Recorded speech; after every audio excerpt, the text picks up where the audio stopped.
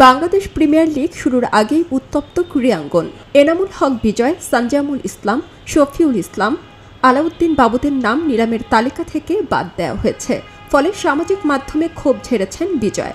তার দাবি, আগের বিপিএলের পারিশ্রমিক এখনও পাননি তিনি। 2025 বিপিএলে দুর্বার রাজশাহীর হয়ে খেলেছিলেন এনামুল হক বিজয়।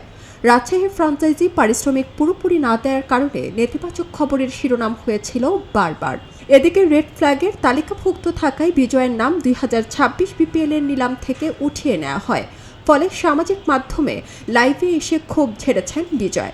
নিজের অফিসিয়াল ফেসবুক পেজে বলেন, লাস্ট বছরের বিপিএল এর যে আমার কন্ট্রাক্ট ছিল 50 লক্ষ টাকা, সেখান থেকে মাত্র 20 লক্ষ টাকা পেয়েছি, আরো 30 লক্ষ টাকা পাইনি।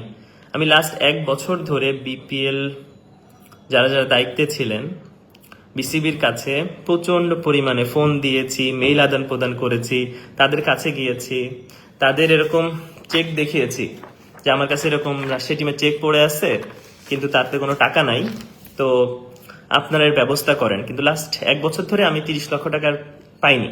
30 লক্ষ টাকা আমার বাকি বিপিএলে। তো এই টাকাটা আসলে কেন পেলাম না, কেন পাচ্ছি না, সেটার কারণটা আমি জানতে চাই।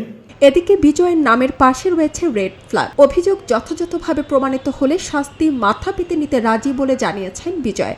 তবে তার ভুল ধরিয়ে দেওয়ার অনুরোধ জানিয়েছেন তিনি। ঠিক কোন কারণে তিনি রেড ফ্ল্যাগ তালিকাভুক্ত, সমাধানটা কি হবে জানতে চান তিনি।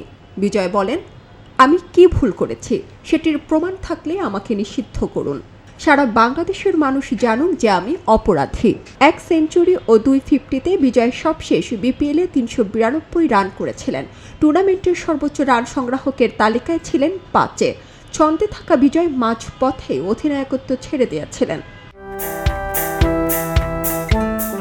এবার Dhaka Capitals, Sylhet Titans, Noakhali Express, Rajshahi Warriors, Chattogram Royals, Rangpur Riders এই 6 দল অংশ নিয়েছে বিপিএলে। সারা জেরিন, খবরের কাগজ, স্পোর্টস। খবরের কাগজ, নিখাদ, নির্ভীক, নিরপেক্ষ।